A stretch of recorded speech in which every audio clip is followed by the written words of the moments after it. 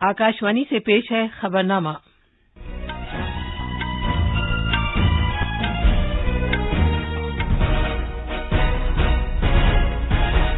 आदाब। खबरनामे के साथ मैं शबाना रहमान। पहले इस वक्त की अहम खबरें। वजीर आजम नरेंद्र मोदी आज दिन में 11 बजे मन की बात प्रोग्राम में अपने ख्यालात का इजहार करेंगे।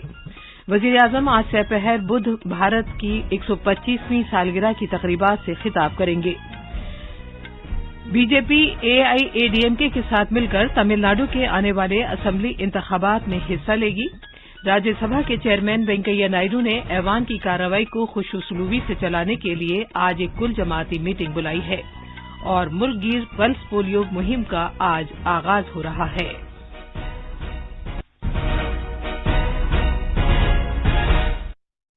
जैसा कि आप जानते हैं, मुल्क कोविड-19 आलमी वबा से निपट रहा है। हम बुलेटिन का आगाज अपनी हिफाजत और महफूज रहने के लिए एहतियात बरतने की सलाह के साथ कर रहे हैं, जिसके 3 आसान तरीके हैं। चेहरे पर मास्क लगाएं, जिस्मानी फासले के लिए 2 गज की दूरी बरकरार रखें और हाथ और चेहरा साफ रखने पर खास ध्यान दें।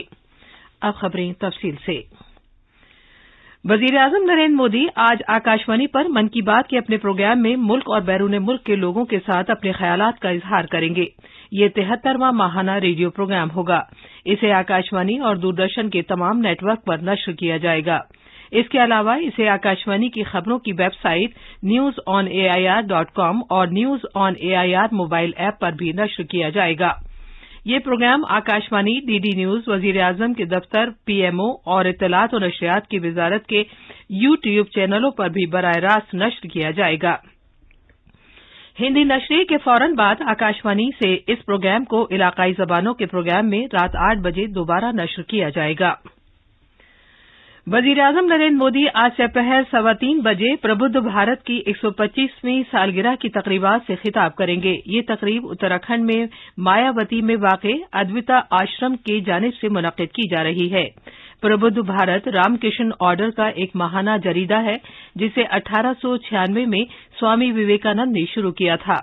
ये जरीदा भारत की कदीम रूहानी दानाई के पैगाम को फैलाने का एक अहम वसीला रहा है। इसकी इशाअत चेन्नई से शुरू की गई थी, जिसका साबिका नाम मद्रास है, जहां इसकी इशाअत 2 साल तक जारी रही। बाद में इसकी इशाअत अल्मोड़ा से होने लगी। अप्रैल 1899 में इस जरीदे की इशाअत अद्विता आश्रम से शुरू हुई और तब से अब तक मुसलसल इसकी इशाअत यहीं से हो रही है। वजीर आजम नरेंद्र मोदी ने यकीन दिलाया है कि हुकूमत ज़राए क़वानीन के मामले पर खुले ज़हन के साथ गौर कर रही है। उन्होंने कहा कि सरकार का आज भी वही मौक़िफ़ है जो 22 जनवरी को था और ज़राअत के वज़ीर ने जो तजवीज़ पेश की थी, सरकार उस पर अब भी कायम है। वज़ीर आज़म ने कल पार्लियामेंट के बजट इजलास से मुताल्लिक़ सभी पार्टियों की मीटिंग की सदारत की। मीटिंग के बाद पार्लिमानी उमूर के वज़ीर प्रहलाद जोशी ने मीटिंग के बारे में नामानिगारों को जानकारी दी। वज़ीर मौसूफ ने मुत्तला किया कि हुकूमत अब भी उस बयान पर कायम है जो उसने किसानों के साथ 11वें दौर की मीटिंग के बाद दिया था। उन्होंने कहा कि वज़ीर आज़म ने मीटिंग में कहा कि किसानों को आगे बढ़ना चाहिए और हुकूमत की जानिब से पेश की गई तजावीज़ को कबूल करना चाहिए। वज़ीर आज़म ने कहा कि हुकूमत मीटिंग में रहनुमाओं की जानिब से उठाए गए मामलों पर तफसीली तबादला ख्याल के लिए तैयार है। जो डिस्कशन के लिए, नेगोशिएशन के लिए 22nd, 23rd को हमारा एग्रीकल्चरल मिनिस्टर श्री नरेंद्र सिंह तोमर जी ने जो उन्होंने ऑफर किया था, हम डिस्कशन के लिए तैयार है। अगर आप डिस्कशन फर्दर कंटिन्यू चाहते हैं तो मैं एक फोन कॉल पे अवेलेबल हूं। जो स्टेटमेंट जो उनको कम्युनिकेट किया गया था, दैट स्टिल स्टैंड्स गुड। सरकार बातचीत करने के लिए तैयार है। बीजेपी एआईएडीएमके और दीगर हमख्याल पार्टियों के साथ मिलकर आने वाले तमिलनाडु असेंबली इंतखाबात में हिस्सा लेगी। इसका ऐलान बीजेपी कौमी सदर जेपी नड्डा ने कल मदुरई में एक अवामी इज्तिमा में किया। Bharatiya Janata party has decided that in coming times in the elections, BJP along with all India DMK and along with the like-minded parties will be going for the election. इससे पहले जनाब नड्डा मीनाक्षी टेम्पल गए, जहां उन्होंने पूजा की। बीजेपी के सदर ने मुजाहिदे आजादी दीवथीरू पासंपन मोथुरा मलिंगा थीवर अय्या को भी खिराज अकीदत पेश किया। जनाब जेपी नड्डा ने तमिलनाडु के 3 रोजा दौरे पर हैं। ये इस महीने उनका रियासत का दूसरा दौरा है। उन्होंने इससे पहले 14 जनवरी को रियासत का दौरा किया था। तमिलनाडु उन 5 रियासतों में से एक है जहां इस साल असेंबली इंतखाबात होंगे। मगरबी बंगाल में साबिका काबीना वजीर और तृणमूल कांग्रेस के अरकान असेंबली समेत 6 लीडरों ने कल रात नई दिल्ली में बीजेपी में शमूलियत इख्तियार कर ली। इनमें साबिक वजीर राजीव बंदोपाध्याय, एमएलए वैशाली डालमिया और प्रबीर घोषाल, साबिक एमएलए पार्थसारथी चट्टोपाध्याय, साबिक मेयर रथिन चक्रवर्ती और एक्टर रुद्र अनिल घोष शामिल हैं। उन्होंने बीजेपी में शामिल होने से पहले वजीर दाखिला अमित शाह से उनकी रिहाइशगाह पर मुलाकात की। जनाब शाह ने कैलाश विजयवर्गीय और मुकुल राय की मौजूदगी में उनका बीजेपी में खैर मकदम किया। इस दौरान मरकजी वजीर स्मृति ईरानी आज हावड़ा के दुमुरजोला में बीजेपी की रैली में शिरकत करेंगी। पहले इस रैली से जनाब शाह का खिताब करने का प्रोग्राम था। ये खबरनामा आकाशवाणी से नश्र किया जा रहा है। आकाशवाणी का समाचार सेवा प्रभाग वर्ष 2021-22 के आम बजट पर पूरे दिन विशेष कार्यक्रम प्रस्तुत करेगा। इसमें बजट का विश्लेषण, विशेष बजट बुलेटिन और लोगों की प्रतिक्रियाओं को भी प्रमुखता से प्रसारित किया जाएगा। ये प्रसारण सोमवार 1 फरवरी को सुबह 10:20 से रात 10 बजे तक आकाशवाणी के FM गोल्ड चैनल पर सुना जा सकेगा। पार्लियामेंट के बजट इजलास के पेश नजर राज्यसभा के चेयरमैन एम वेंकैया नायडू ने आज ऐवान बाला में सभी पार्टियों के रहनुमाओं की एक मीटिंग बुलाई है। ये मीटिंग बजट इजलास के दौरान राज्यसभा में कामकाज को खुश उसलूबी से चलाए जाने को यकीनी बनाए जाने की गरज से सियासी पार्टियों की हिमायत हासिल करने के लिए हो रही है। लोकसभा के स्पीकर ओम बिरला ने भी जुमे को लोकसभा में सियासी पार्टियों के रहनुमाओं के साथ एक मीटिंग की थी ताकि ऐवान बाला में बिला रुकावट कामकाज को यकीनी बनाया जा सके। हमारे नामानिगार ने खबर दी है कि मरकजी बजट 2021-22 पीर को दिन में 11 बजे पार्लियामेंट में पेश किया जाएगा। बिहार में लोगों को उम्मीद है कि मरकजी बजट में कोरोना वायरस वबा से पैदा होने वाले चैलेंजों से निपटने के इकदाम किए जाएंगे। नवादा में एसकेएम कॉलेज के प्रिंसिपल संजय कुमार ने कहा है कि ये इकदाम यकीनन उन लोगों के लिए मददगार होंगे जिन्हें वबा के दौरान परेशानियों का सामना करना पड़ा है। कोरोना काल के कारण आम लोगों की आर्थिक स्थिति, खासकर मध्यम वर्ग जो है, इससे काफी प्रभावित हुआ है। टैक्स पर भी मध्यम वर्ग के लोगों को राहत मिलनी चाहिए और पेट्रोल और डीजल के दाम भी प्रतिदिन कुछ न कुछ बढ़ रहे हैं, जिससे आम उपभोक्ता की वस्तुओं की कीमत भी आसमान छूने लगी है। सरकार को इस पर भी विशेष रूप से ध्यान देना चाहिए। होशंगाबाद के किसानों ने आम बजट से उनकी क्या तवक्कुआत हैं, इस बारे में इजहार ख्याल किया है। होशंगाबाद जिले के किसान सुरेंद्र सिंह राजपूत ने कहा है कि बजट में किसान सम्मान निधि के तहत मिलने वाली रकम में इजाफा होना चाहिए। हमें उम्मीद है कि किसानों का हितैषी बजट होगा। हमारा देश एक कृषि प्रधान देश है। अभी जैसे मोदी जी ने एक योजना चलाई है किसान सम्मान निधि, वह बहुत अच्छी योजना है, मगर इसमें राशि कुछ बढ़ाई जानी चाहिए।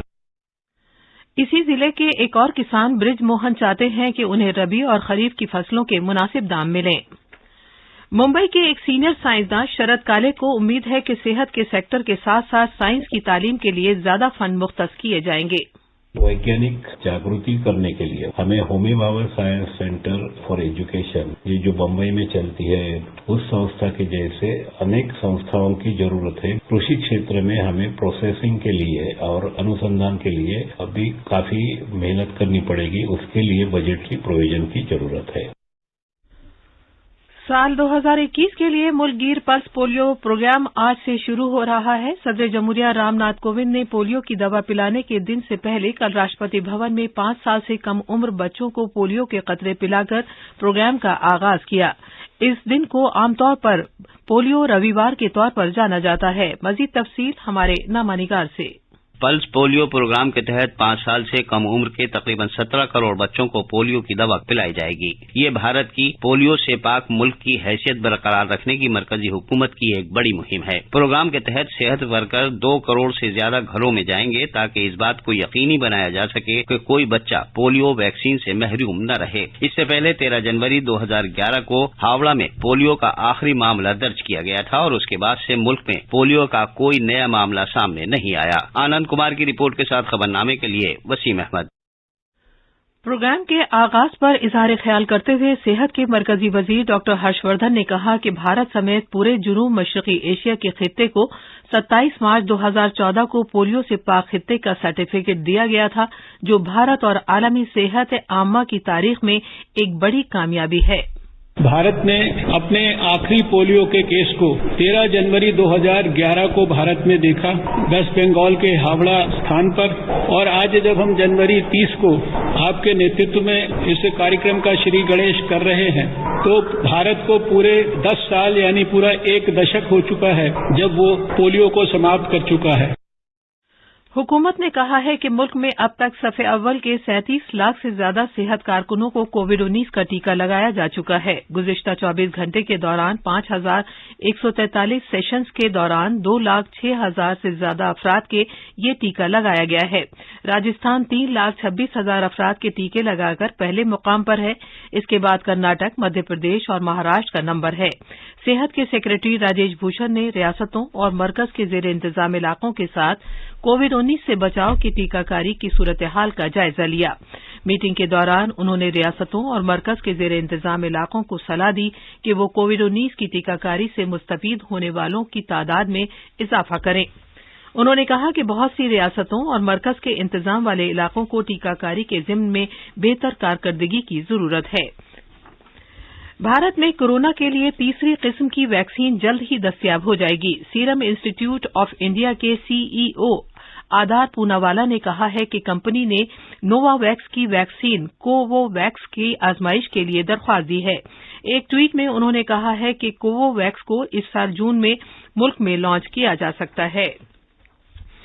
मुल्क की 10 रियासतों में मुर्गियों में एवियन इन्फ्लुएंजा की तस्दीक हुई है। इन रियासतों में केरला, हरियाणा, मध्य प्रदेश, महाराष्ट्र, छत्तीसगढ़, उत्तराखंड, गुजरात, उत्तर प्रदेश, पंजाब और जम्मू कश्मीर शामिल हैं। माही परवरी, मवेशी परवरी और डेयरी के वजारत ने कहा है कि 13 रियासतों और मरकज के जेर इंतजाम इलाकों में कौवों, एक जगह से दूसरी जगह जाने वाले परिंदों और जंगली परिंदों में भी इस बीमारी की तस्दीक हुई है।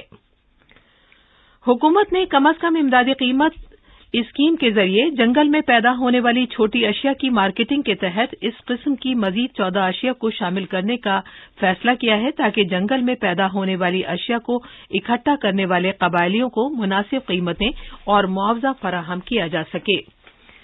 नई शामिल की जाने वाली अशिया में तासार का खोल, एलिफेंट एप्पल ड्राई, बांस की शाख, माल कंगनी के बीज, जंगली खुश्क मशरूम और दीगर अशिया शामिल हैं। खबरें हमारी वेबसाइट news.on.air/urdu पर भी दस्तयाब हैं। अब अखबारात के आईने के साथ हैं मोहम्मद अम्मार। शुक्रिया शबाना। राजधानी से शाये होने वाले आज के तकरीबन तमाम उर्दू अखबारों ने पार्लियामेंट के बजट इजलास के मौके पर वीडियो कॉन्फ्रेंसिंग के जरिए कुल पार्टी मीटिंग से वजीर आजम के खिताब की खबर को अपनी शह सुर्खी बनाया है। रोजनामा अखबार मशरिक की शह सुर्खी है, किसानों से बात करने के लिए हुकूमत हमेशा तैयार है। कुल जमाती मीटिंग से वजीर आजम का खिताब। जबकि रोजनामा मिलाप की शह सुर्खी है, वजीर आजम ने किसानों को मुज़ाकरात की दावत दी। हुकूमत ज़री क़वानीन को 18 महीने तक मुअत्तल करने के फैसले पर कायम है। अखबारों ने बाबाए कौम महात्मा गांधी की 73वीं बरसी के मौके पर सदर जमहूरिया, नायब सदर जमहूरिया और वजीर आजम के जरिए उन्हें खराज अकीदत पेश करने की खबर को भी सफ़े अव्वल पर शाया किया है। अमरीका में गांधी जी के मुजस्समे के साथ तोड़फोड़, भारत ने शरपसंद अनासिर के खिलाफ कार्रवाई की मांग की, इस खबर को भी रोजनामा राष्ट्रीय सहारे ने सफ़े अव्वल पर जगह दी है। अखबारों ने मुरादाबाद में खौफनाक सड़क हादसे में 10 अफराद की हलाकत और तकरीबन 1 दर्जन अफराद के जख्मी होने की खबर को भी अहमियत दी है। आखिर में अहम खबरों की सुर्खियां एक बार फिर। वजीर आजम नरेंद्र मोदी आज दिन में 11 बजे मन की बात प्रोग्राम में अपने ख्यालात का इजहार करेंगे। वजीर आजम आज दोपहर प्रबुद्ध भारत की 125वीं सालगिरह की तकरीबात से खिताब करेंगे। बीजेपी एआईएडीएम के साथ मिलकर तमिलनाडु के आने वाले असेंबली इंतखाबात में हिस्सा लेगी। राज्यसभा के चेयरमैन वेंकैया नायडू ने ऐवान की कार्रवाई को खुशउस्लूबी से चलाने के लिए आज एक कुल जमाती मीटिंग बुलाई है और मुल्क गिर पल्स पोलियो मुहिम का आज आगाज हो रहा है। इसी के साथ खबरनामा खत्म हुआ।